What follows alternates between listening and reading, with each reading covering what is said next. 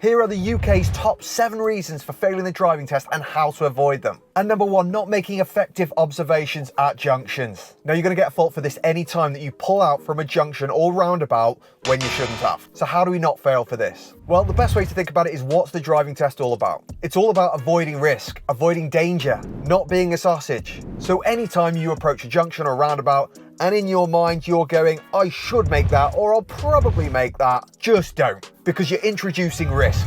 And anytime you're introducing risk into your test, it's not going to go well. I should make it, or I'll probably make it. It's a big fat no from me. It's definitely a no for me, dog. And that honestly is one of the biggest reasons that people fail their driving test. They're under pressure and they end up pulling out when they shouldn't have. The other way to avoid any serious faults from junctions is all about your approach speed. And there's a really easy way to fix this. Anytime you're approaching a left or right turn junction, always approach it at a walking pace. Imagine you're walking up to that junction, that should be the speed you're approaching it. Anytime you're approaching a roundabout, you're going to want to approach it at a jogging speed. Normally a jogging speed is going to be second gear, while a walking speed is going to be first gear. Now, if anyone recognizes this, I have stolen this from Conquer Driving, and that's just because it's so damn good. As they say, don't try and fix something if it's not broken. But point being, if you use that walking speed and jogging speed formula at junctions and roundabouts, that's going to give you the time that you need to actually process, can I go or do I need to wait?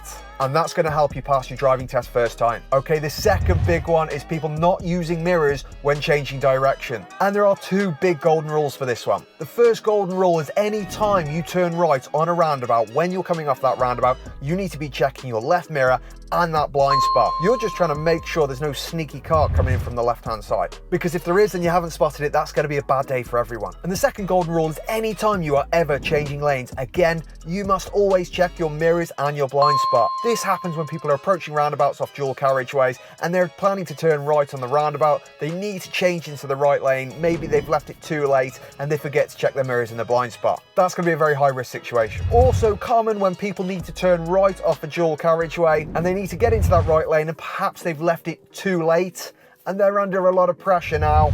And rather than just taking the safe route and going the wrong way, they change lanes dangerously, which leads to the serious fault. The way to safely change lanes is, first of all, make sure you check your mirrors. Even if there is a car in the lane, pop your signal on, then keep an eye on the car, see if they're speeding up, slowing down, or just holding their speed. If they're speeding up, let them go. If they're slowing down, they're giving you plenty of space. And if they're holding their speed, give them a couple of seconds to make sure they're holding their speed and leaving a space for you, and then move across. If you don't think there's time for you to move across before you're turning, then just carry on in the left lane, even if you have to go the wrong way. There is no button, there is no fault for going the wrong way. The third biggest reason for people failing their driving test is not moving off safely. And there are 3 big golden rules for this. So on your driving test, you will be asked to pull over at least 3 times. And I say at least because some of my students have been pulled over 7 times and they've still passed their driving test. Now, one of those is likely to be a hill start and one of those is likely to be an angled start. An angled start just means pulling up around a car's length from another car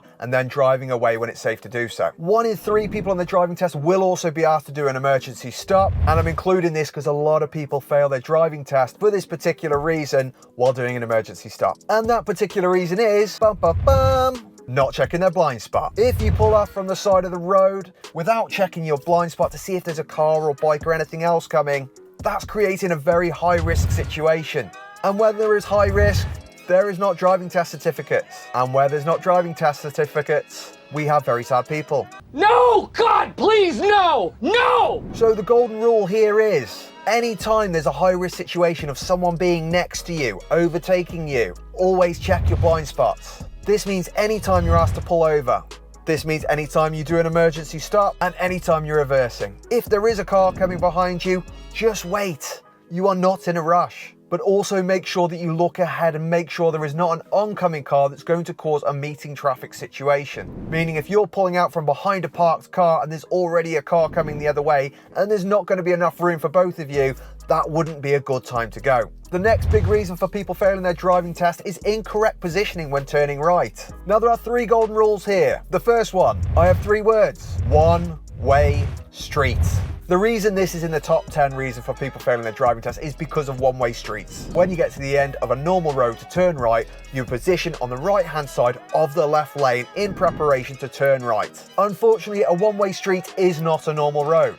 So on a one-way street, you should just move over all the way to the right side of the road to turn right, allowing people to go past you that want to turn left if there's space to carry on turning left. Unfortunately, this sometimes is the first time people have come across a one-way street on their driving test, and they position on the left-hand side of the road to turn right, blocking people from actually turning left, leading to a serious fault. So, moral to the story, if you come across a one-way street and you're planning to turn right on it, position on the right-hand side, not in the center of the road, blocking everyone behind you. Okay, the next one is not having proper control of the steering. And there's 3 big golden rules for this one. And the first one is swan necking when turning right. Now, this normally happens when you have to give way to oncoming traffic and people need to stop before they're turning right. And they focus so much on the oncoming traffic that they actually don't look at their position. The best way to avoid this is, if you're aware that you're going to have to stop for oncoming traffic and give way, make sure you line up your mirror with the white line, the central white line of the next road, which is going to give you a nice turning position into the new road. The only other 2 reasons that people generally fail for this is 1, mounting the curb, and I'm using the word mounting, not brushing. You won't fail your test if you brush the curb. However, if you actually clearly mount onto the curb with both side wheels, that's going to lead to a failed driving test. If you are struggling with how to pull over correctly to the side of the road without actually hitting the curb or being too far, get yourself a marker in the car. Sit in a normal driving position, get someone to park nice and close to the curb, stick a little sticker on the windscreen where it actually sits on the curb, and use that marker forevermore. It doesn't matter. A very effective way of parking nicely to the curb without risking smashing into it. Very useful if you're under pressure. The next one is not responding properly to traffic lights. Now, traffic lights are a bit of a pig, and there's 3 golden rules for them. The first golden rule is never go inside the cycle box before the traffic lights.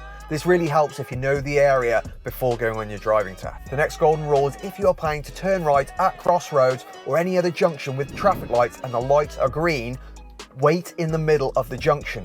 Don't wait behind the white line, because if you wait behind the white line, how is anyone ever going to get through those traffic lights if you wait till they go red and then green again and carry on waiting behind the white line? So if it's safe to go into the middle to turn right, then go. And the next one is the red light. Oh, the bloody red light. Absolute nightmare for everyone. Now, the problem with the traffic lights is the examiner is going to expect you to stop if it's safe to do so and the lights are going amber to red. And this is very situational. For instance, say we're approaching some traffic lights and they go amber. If we check our mirrors and there is no cars behind us and we can safely stop in 2 to 3 seconds, even if that means we have to apply a bit more pressure to the brake, the examiner is going to expect us to do that. If, however, we've got a car right up our backside and it's going to cause a risk of a rear shunt and we can safely go through those lights before they go red, then that might be the safer option in that situation. And that's why traffic lights are such a pain in the backside, because there is no black and white with it. It's very situational. The golden rule, however, is never go through a red light, regardless of the person behind you. If that's helped, but you want some more detailed information, have a look at my driving course in the description below or in the link just there. It's got everything you need from A to Z to pass your driving test, with videos included. If you're getting ready for your driving test, this video here is absolutely amazing for everything you need last minute for your driving test. Have a look. Best of luck. I am Josh, your driving instructor, and I will see you all soon.